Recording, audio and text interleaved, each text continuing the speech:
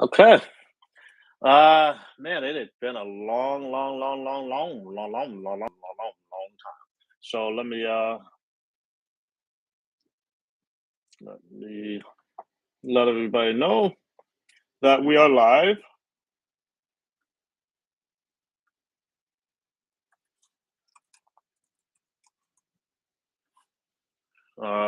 Just letting everybody know we're live. Hope everybody's good. Hey, well, hell, welcome. Good to see you. We'll start answering questions in just a bit.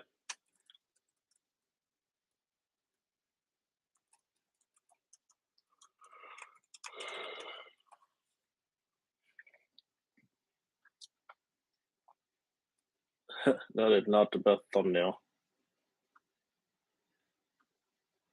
Yeah, whatever.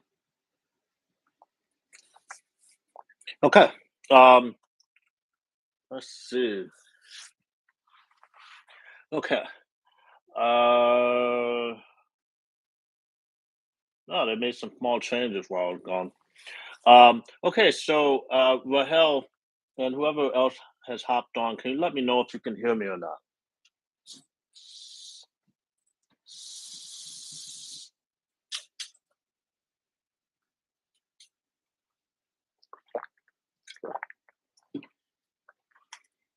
Awesome, fantastic. Um, so assuming this might be your first time on here, not sure, but you know, it's been a while, so I don't expect too many people to be on this particular call. But um, essentially, what I do is typically some calls that sorry, some questions that I already know I'm going to be answering. But the point of these live Q&As is to answer questions that that are happening live. So I prioritize answering those. So Rahel, Achille, any questions you have, feel free to ask. And honestly, it'll almost feel a bit like a personal consulting section until some other people hop on. So let's see here. While you're sort of asking your questions, I'll just say a few announcements here. The first is uh, started the new company.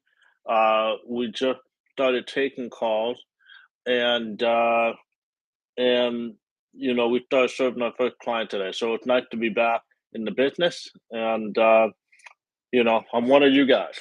I'm one of you. Okay, so hopefully we get some good experiences going forward. Tendai is here, Madanhi, from Zimbabwe. How can I get clients from my startup contact center in Zimbabwe? Well, I'll answer that in a second. Rahel asked, I'm interested in starting a call center, but I don't like the fact that employees are only making minimum wage. Is there a way I can get employees to make more? Lynn Turner, greetings. Greetings. Good to see you here. Um, Rahel, where are you located? Are you in the US, I'm assuming? Uh, I want to get an answer for that before I go further in terms of my response to that. And Tendai, I will get to answering you as well in just a moment here. Uh, okay, well, Harold's in Pennsylvania. Um, okay, so all right, so I'll answer Rahel first because he was here before you, Tendai. Um, so employees don't need to be paid minimum wage. Um, what do people make, and what the minimum wage currently in Pennsylvania? In Pennsylvania, $7.25. Jesus, that is very low. Um, okay, so Zebak, good to see you on here. Yeah, $7 or whatever. Even when we started Vicky Virtual back in 2015, the minimum I ever paid anyone was $10 an hour. And then we had people making up to $15 an hour.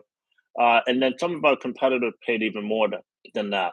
The beauty of starting a call center in the niche that I teach about in my course, which is the virtual receptionist space.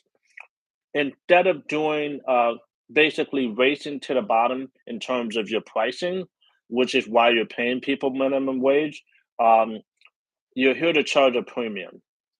And so what happens there is you're able to pay more and have a good amount of profit. Um, so the entire premise of a virtual receptionist company is that it is a premium answering service solution for small businesses.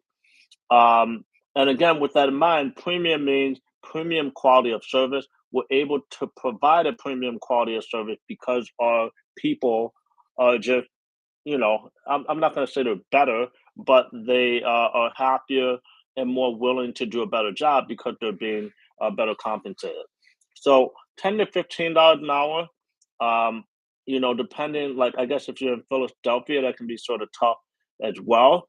But there are plenty of places in the US where you can hire people, whereas even $10 uh, an hour is more than sufficient. For instance, I still remember there was a lot of I worked with a lot of people, but there was someone in the middle of nowhere in Montana. The closest like clinic was an hour and a half drive away, and the closest actual hospital was 3 hours drive away. Ashioma, good to see you. Um, and that person was living in a four-bedroom house on like 4 or 5 acres or something, and she was running it for $400 a month.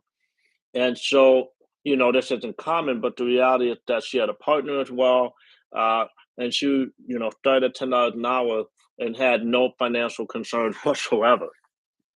Um, so the point is, if you price high enough, there is room in the market for you to do that, and you'll be able to pay more. More importantly, there were or are many companies and competitors in the virtual receptionist space that are more expensive than Vicky Virtual, my old company.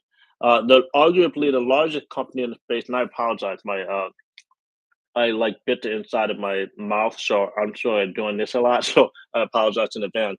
But um, there are arguably the largest company in the virtual receptionist niche in this market is called Ruby Receptionist, and Ruby Receptionist charges more than just about anyone, and they pay more than just about anyone. They pay like $16 to $20 an hour plus full benefit, like 401k, the whole thing. And so again, they're able to do that while being profitable and growing. I mean, they now do nine figures a year in revenue, over 100 million a year in revenue. They've got 25 to 30,000 clients, maybe more.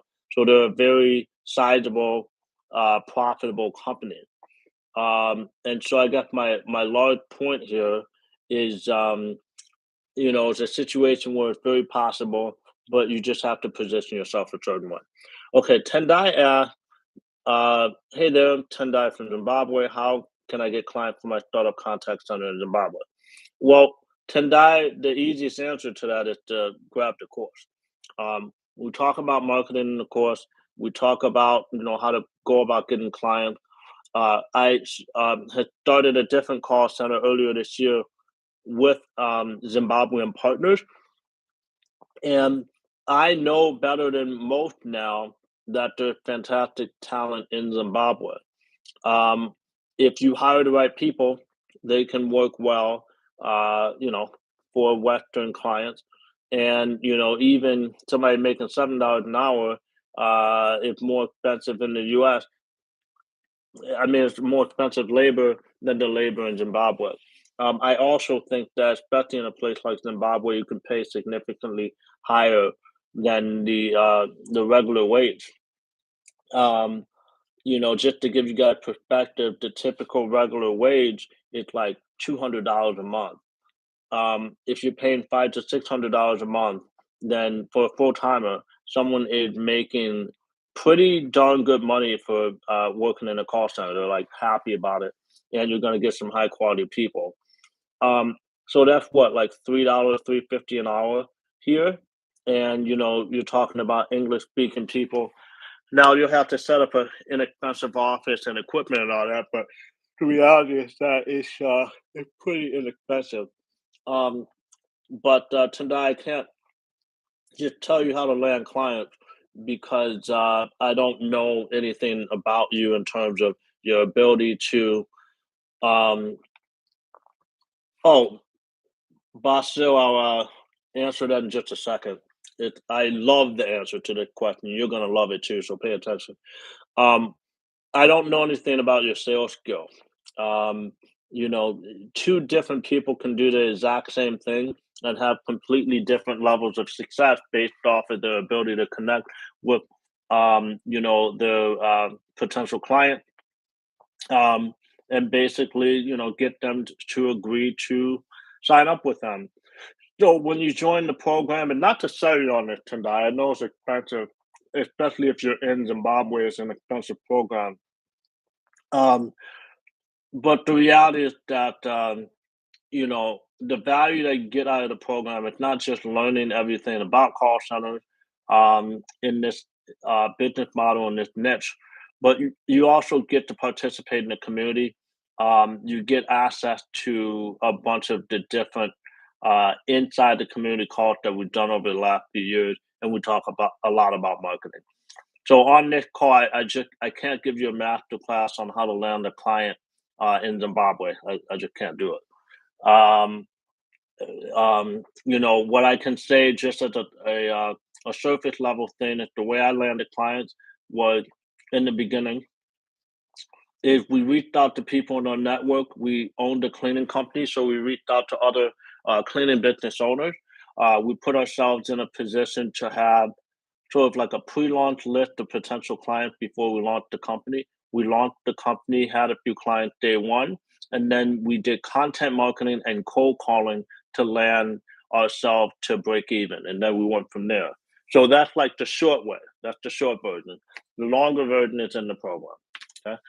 Um, okay. Rahil, I hope that answers your question. Tendai, I hope that sort of answers your question. I wish I could be more helpful about it.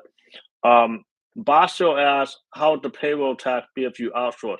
Now, the beautiful thing, I guess there's some nice things about US business, but one of the most beautiful things is that if the person that is working for you doesn't live in the US and isn't a US citizen, you don't even have to file a 1099. There's no payroll tax whatsoever.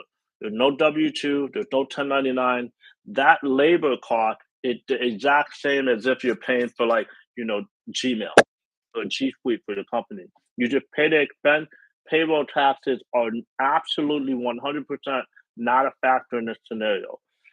You also personally don't have to pay the payroll taxes in the home country of your worker.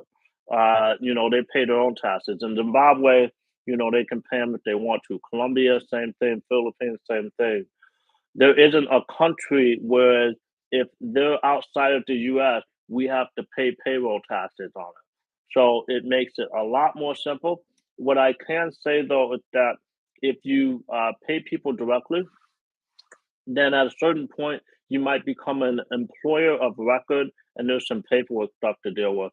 But from a taxation standpoint, it's ridiculously simple. There's no 1099, there's no W-2, you do not pay payroll tax. It's not like a gray area, it's completely black and white. You do not pay payroll taxes when you like US based payroll taxes when you hire someone that is not a US citizen and does not reside in the US. Um, okay, so I hope that answers that question. Um, okay, Peter, he's not here right now, but he asked a good amount of questions. Let me see. Let's see here. Um, let's see. Let's see. Let's see. All right. One of the things he asked is, Bante, I'll answer you in just a moment.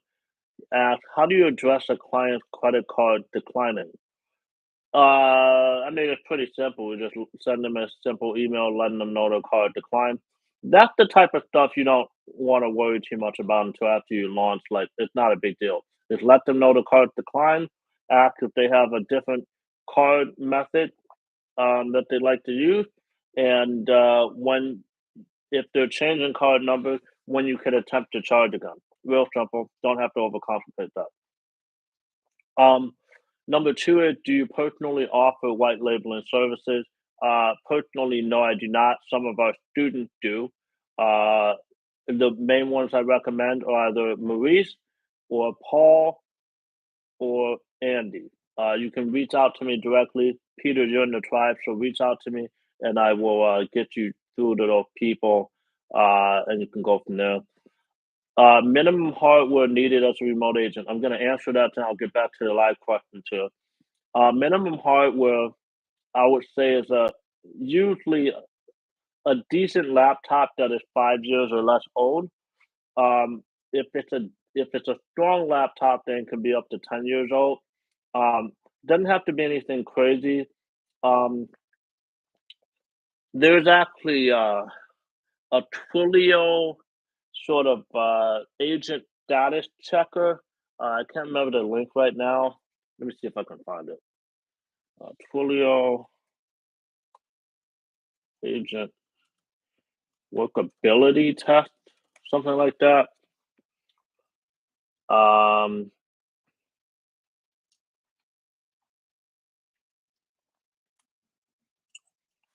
or agent speed test. This is actually a ridiculous. Okay, here we go. So this right here is incredibly awesome. Um, check this out. Basil, I know you're in the tribe. Awesome to see that. This link, if you have an agent that is outside the US, I really need to add that to the code. If you have an agent that's outside the US, send them that. And if they get basically all passes on the voice stuff, then they are more than good enough to be able to utilize a phone system and take calls from wherever they're at. So pretty cool. Um, okay, Vontae asked, what is your opinion on outsourcing lead generation? My opinion is that you want to be careful. There's a lot of people that can take a lot of your money very quickly. I would try to, get some verifiable reviews from people that are doing the same thing as you before I trust the lead generation company. I don't think I would personally outsource it. If I were to do I don't want to ever do lead generation, but if I ever did it, I would hire the people myself to do it. But if you want a white label or have somebody else do lead generation and you sell lead generation clients, certainly possible. Hey Peter, welcome. Um, so my opinion on it is, I typically tend to stay away from it, but it's clearly a huge industry. Um, it's difficult to operate, but it's definitely a huge industry. I don't know.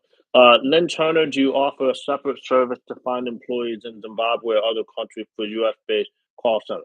Lynn, I have a company called Eight Staffing. We source from Eastern Europe, $1,400 a month for a full timer, and they're highly paid. They're considered highly paid in that regard. After 4 months, you can hire them from us directly, and it costs less than $1,400 a month from that point. Usually, it's around 900 to $1,000 a month. So we make our margin for those 4 months, and then you can buy them out from us. Uh, the reason we charge is one, we don't go into business for free, and please don't expect me to. And then two, I have a partner that actually does the work to source these people, and I don't mean you specifically, Lynn. I mean people watching this recording that are like, well, how come you're charging the margin? Of course, I'm going to charge the margin. I'm a business person. Um, so the my sourcing partner, they do a lot of work. They put out the paid ads for people to find people. They do initial screening, initial interviews. We present candidates. Uh, they can do their own interviews, and after you hire someone, you get a 1 week free trial for a given person. If that person doesn't work out, don't get charged anything. If month to month, it's just a lot easier. And so that's why we charge a small margin on that. And we've been doing it for 2.5 years. We have placed.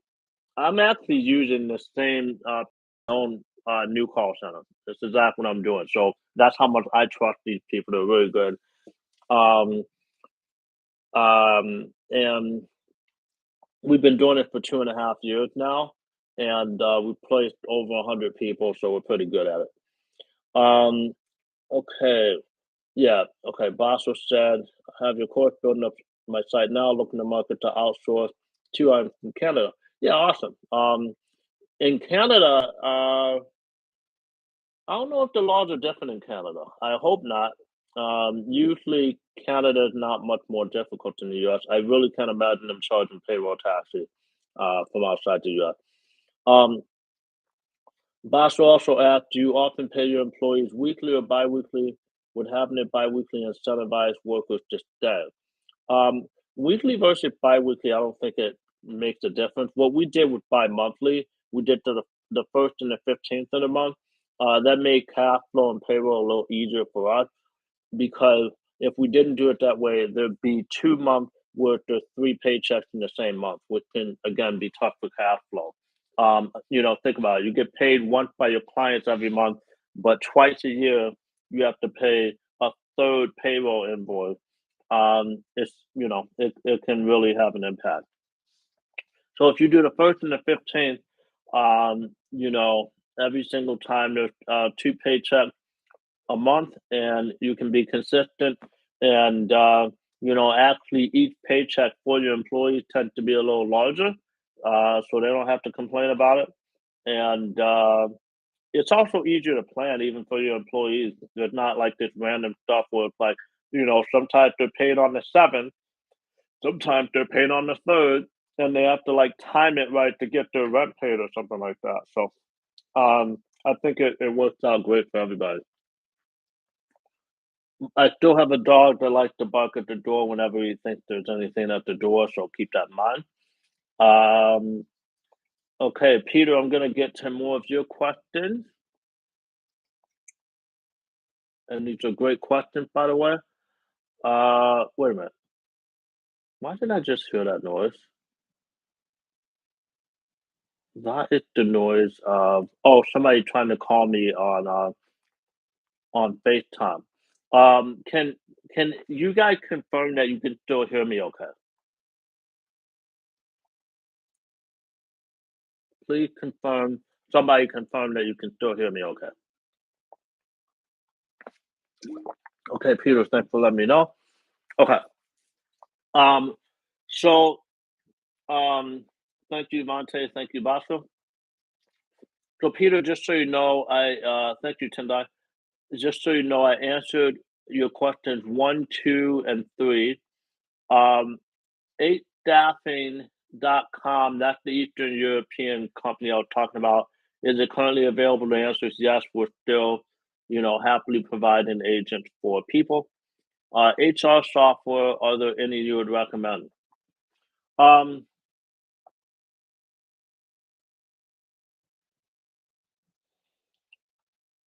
we didn't use an HR software, and we were at 145 people in the company when I told. Um, I don't know what size you need to be at to actually get true usage and value out of an HR software. I wouldn't worry about it. It's a long time before you have to truly worry about it. Gusto.com, do you use it for onboarding agents?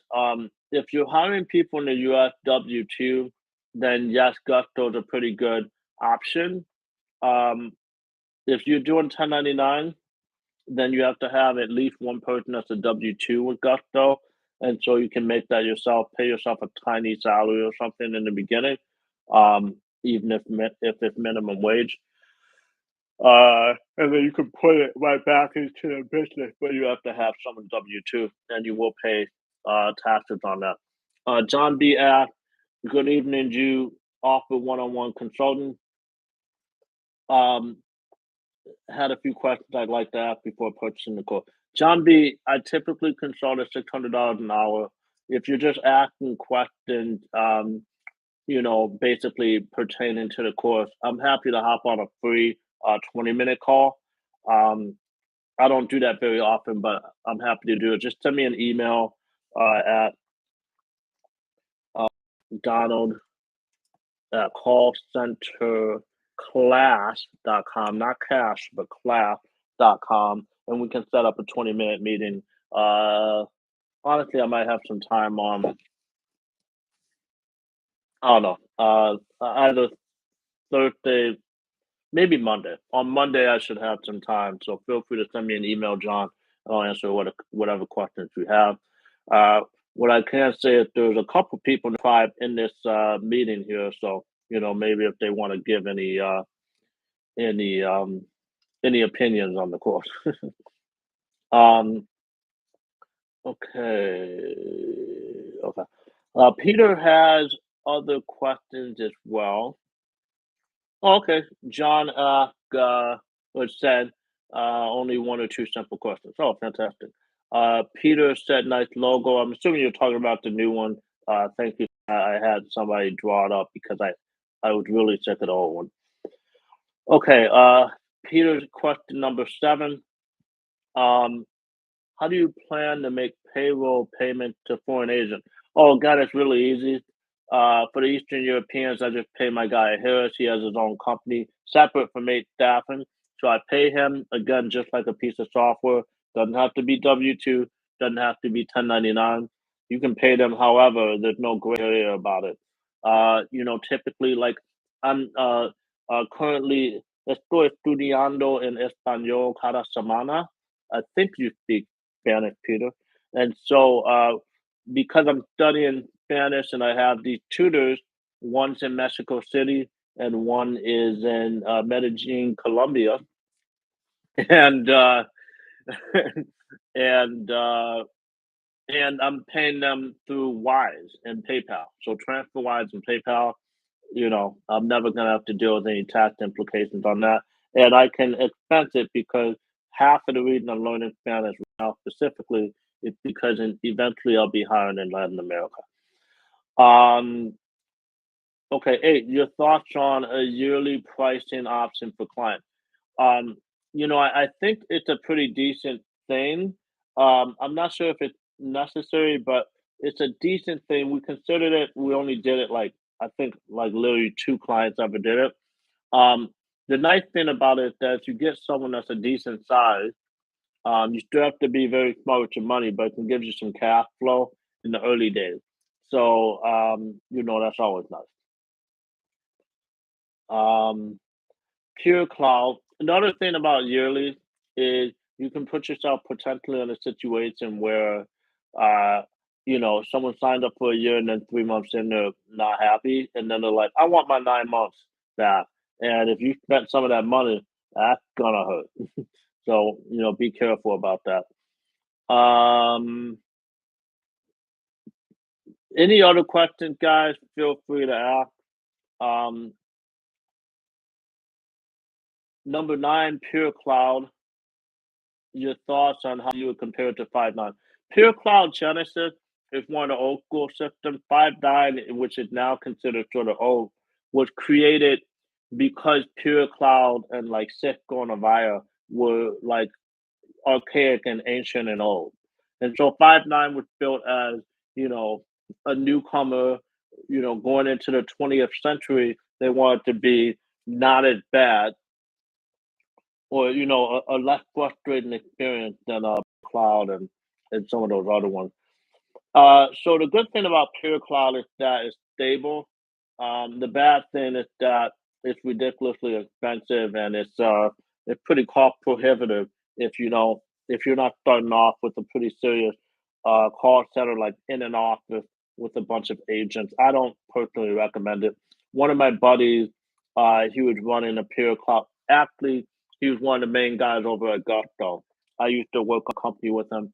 We sold our company to Gusto, and then one of the things he did at Gusto was help set up the call center, and they used Pure Cloud Genesis.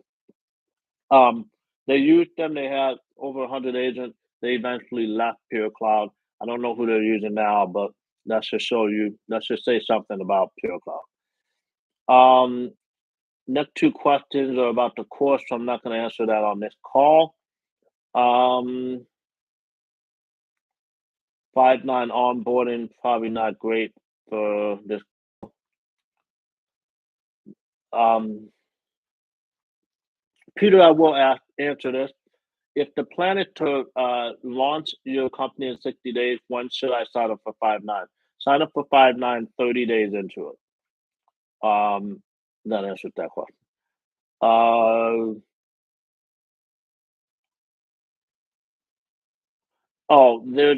this is a good question. Another question Peter asked, how are you calculating the average monthly client revenue in your calculator? So one of the bonuses on the program is called the like mega calculator.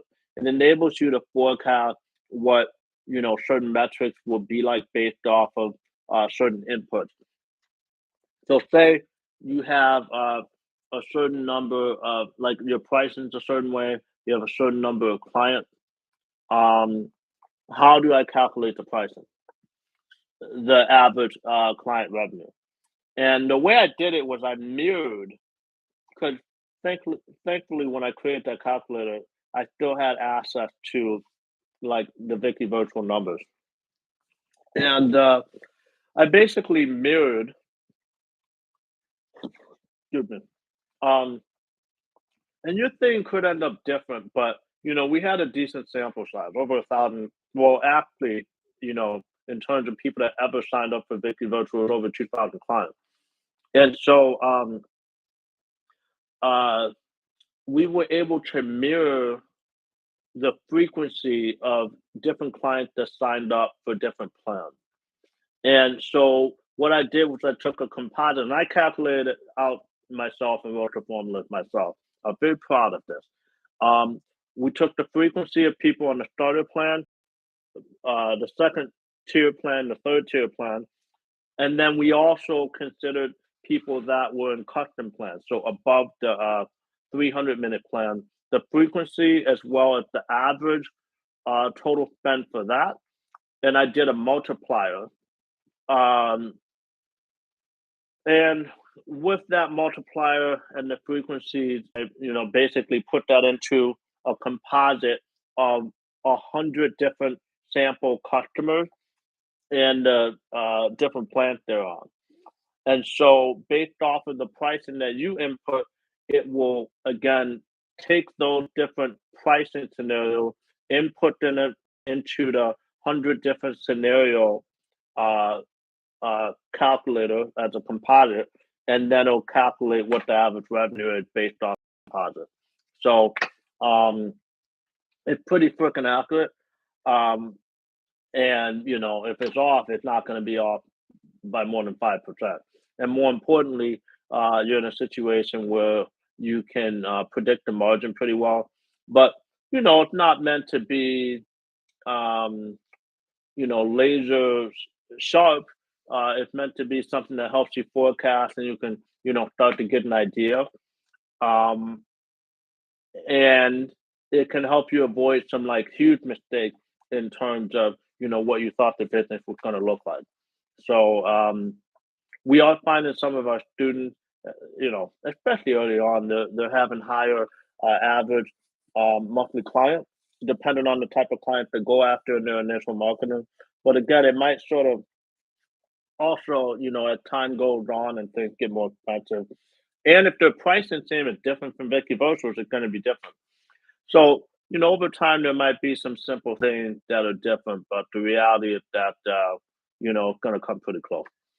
Basho asked, one other than pay, what are incentives to keep employees long term?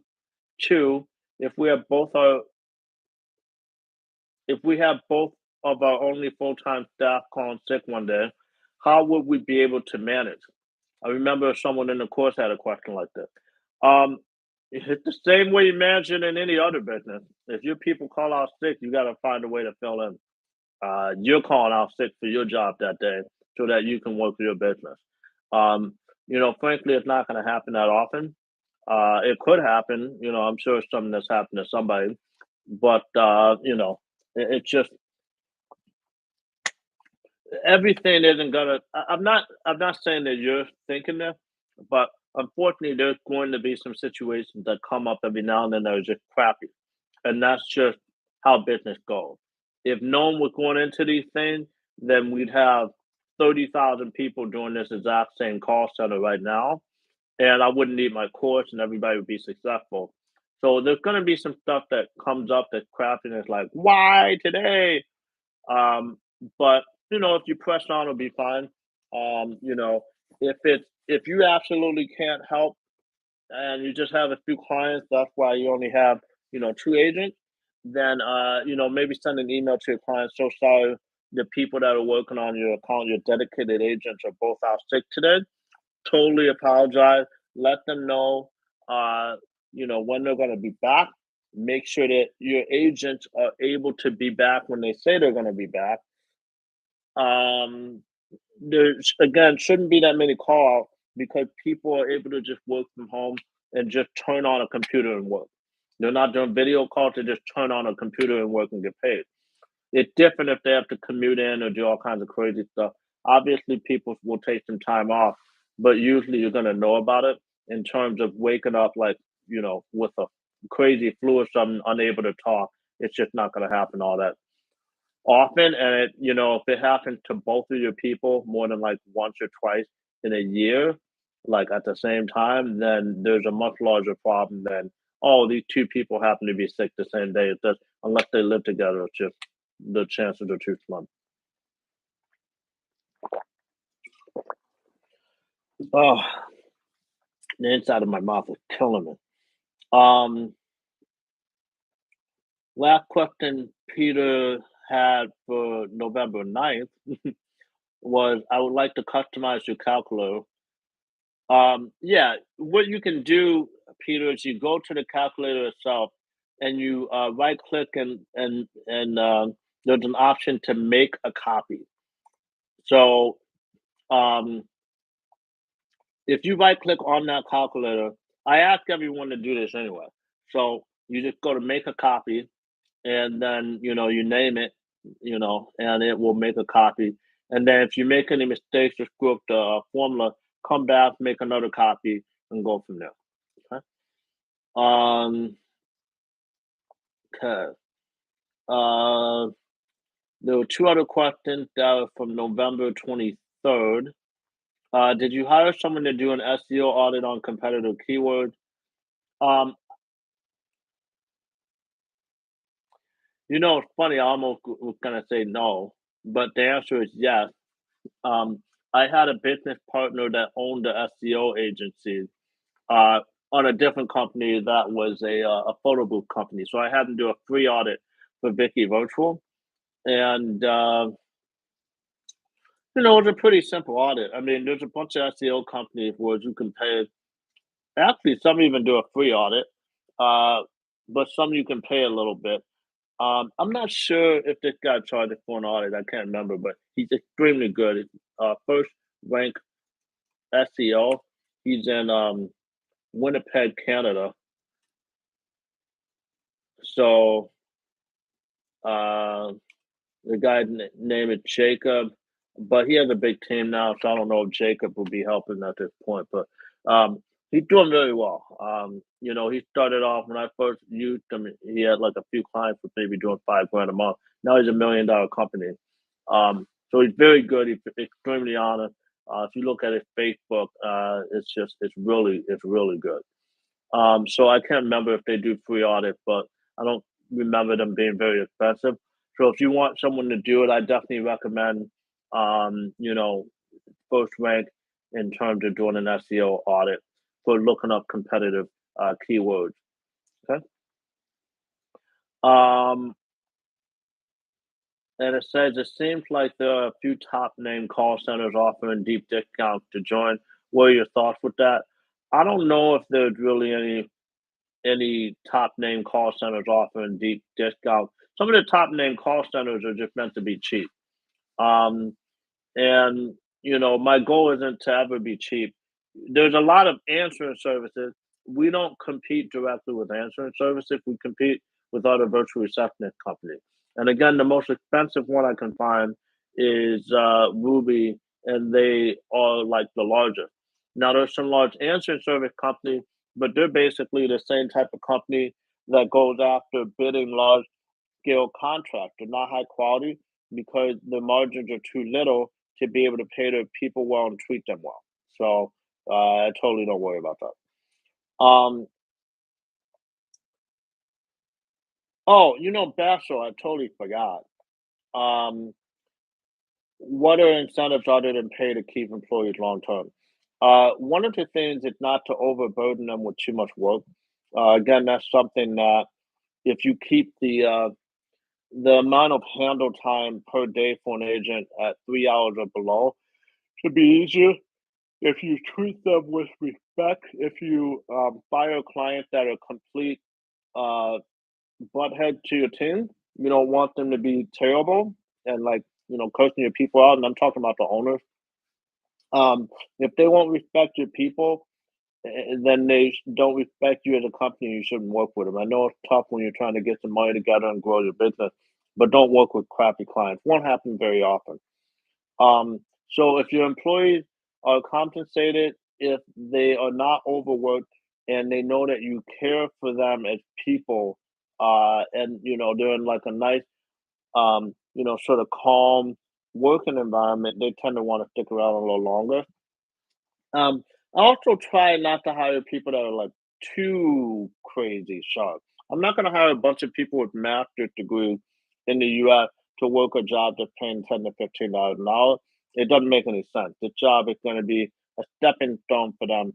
They will find something better and move on. So you want to find people for them. They will find something better and move on. So you want to find people that are sharp, but that this is something that sort of matches what their experience and work aspirations are in terms of jobs right now.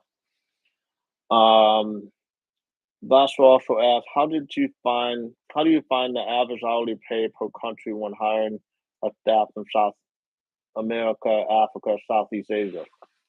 Uh, I mean, I hate to say it like this, but you just gotta Google. Um, or you can, try to find a local and have a conversation with the local about it. I typically when I eventually start hiring from a new country, I'm gonna like go to the ground and ask. Like for instance, I got my tutor in Colombia, I got my tutor in Mexico City. I've already asked them both, hey, how much does a call center worker make if they're getting paid well? And they know. Everybody has friends that work in call centers in these in third world countries. And so they'll tell you, they'll say, well, the local companies pay this, the Western companies pay this, and you just figure it out. So it's not that difficult. Just find somebody. Tendai asked, do you use an analytic tool in your decision making like the Erlang calculator? Then wait, Tendai, what type of decision making are you wondering about? The answer is basically no. Um, I use pretty simple. I use my own logic. Some people it might be how they think about things might be a little bit different. I had some business experience when I decided to do this business, and I was at an advantage in that regard as a result of that. But I don't typically rely too much on like crazy analytics to make decisions. I think about things in like a very sort of macroeconomic way. Like when it comes to this business, it's like, okay, I had a cleaning company. Um, we were looking for a way to have our calls answered because we were sick of answering the phone. So I'm like, there are other people like me that have the same problem. How about I solve my problem and solve the same problem for other people? The only thing I did napkin math about, it took me 3 hours to figure out I wanted to do this business. Only thing I did napkin math about is okay, how much should I be charging people? I looked at Ruby, I looked at Gabbyville, which I somehow was familiar with during my research. And I was like, okay, they're charging this much. Um, and if I pay someone this much, and I think they can handle this many calls. I just did the math, and I realized I could make some margin on that. That's all I needed to know. So, I didn't do all kinds of crazy stuff. Maybe you have to be a pretty sizable company to really get good value out of certain tools when it comes to making decisions. If I'm a CEO at a Fortune 500, or if I'm working at a hedge fund, then I can start utilizing data intensive tools to make important decisions. And it's necessary, it's reasonable. If I'm doing an ad campaign, of course, I can use analytic tool to make certain decisions. But when it comes to simple business decisions as to whether I'm going to start, what approach I'm going to take, I keep things simple because I mean, there's just certain things that eventually become obvious, and there's no reason to talk yourself out of it, if that makes sense. Um, okay. Peter also asked, "Who will be my contact at 5'9"?" Uh, Peter, email me. The go to the inside the course. There is a link to reach out. Email me, and I'll send you the link to the form you have to fill out to start the process with 5'9". That's the simple answer. Don't reach out to 5'9" yourself because if you do, it screws everything up. I'm telling you right now. So just email me and we'll go from there. There's a very specific rep we have to use. Her name is Delaney, and she's great to work with. Okay, I am tired out. Today, again, was the launch day for my first client in this new company, and it's been a hell of a thing getting everything together. It's been a 3.5 month process, um, and thankfully it went pretty well. But this is day one. We got to keep going. My day started at about 6 in the morning, 7 in the morning. Um, so I'm getting pretty tired, but I'll answer like one or two more questions if somebody can ask those one or two questions inside the next 57 seconds.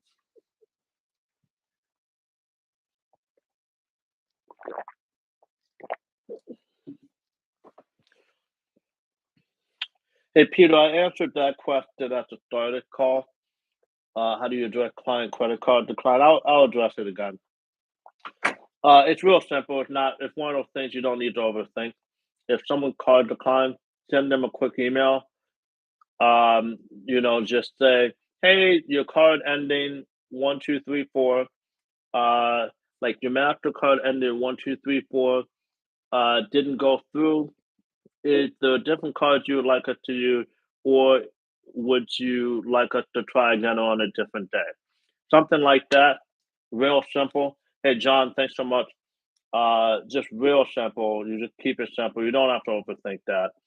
Um, these are business people, not random customers. So, they tend to like if they're serious, they tend to be wanting to pay their bills. If they don't pay their bills, and I used to be pretty lenient. If somebody was like paid up for a few months and I give them up to like 2 months to be behind, sometimes people would fall behind, even attorneys.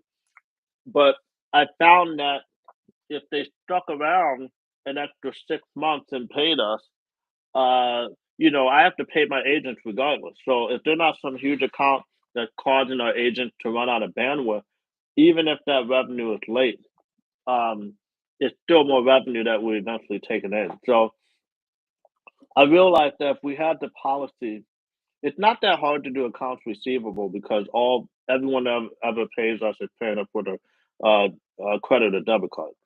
So I realized that if we had let every single person that was ever more than say 30 days late go, then we probably would have lost out on a couple $100,000 in over the course of me running the company.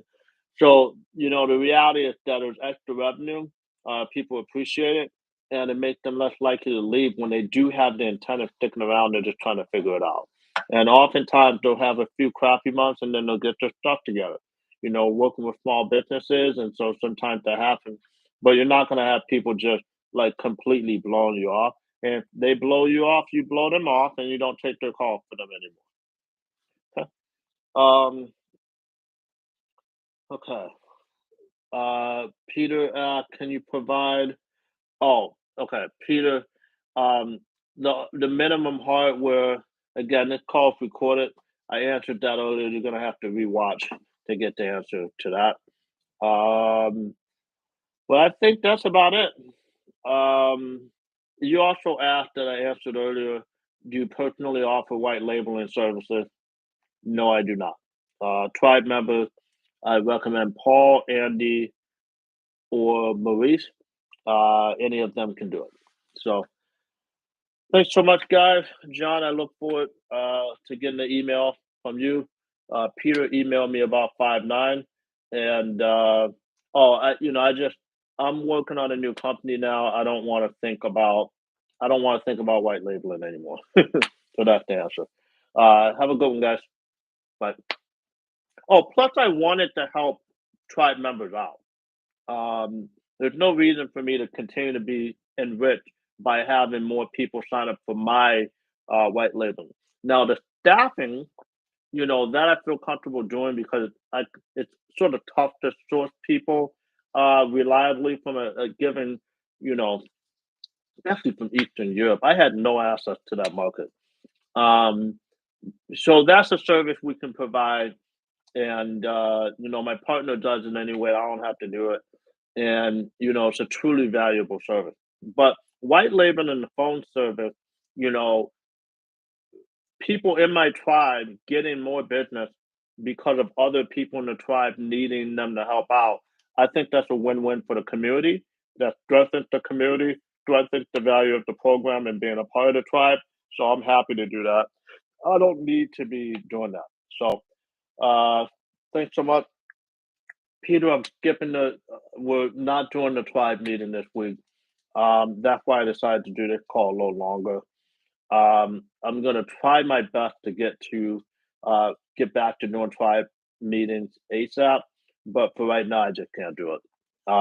When we get settled in with our first few clients and things aren't insane anymore, then we will. But until then, it's just gonna blow me. It's gonna screw me up to try to do them. So I apologize about that. But again, feel free to ask me whatever question. I am gonna get back to doing these a lot more often. I apologize to everyone that it's been a while. Um, I had to take this a lot more seriously because I did take in a small round of investment for the purpose of having business at an advisory board.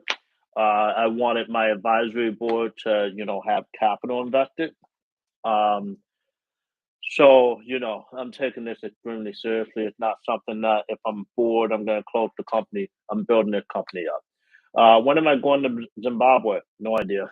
I was thinking maybe next year, but I don't know now. I think the first place that I'll end up in is probably Latin America sometime in the middle of next year. And hopefully, uh, with the ability to, speak Spanish well. So thank you. Have a good one.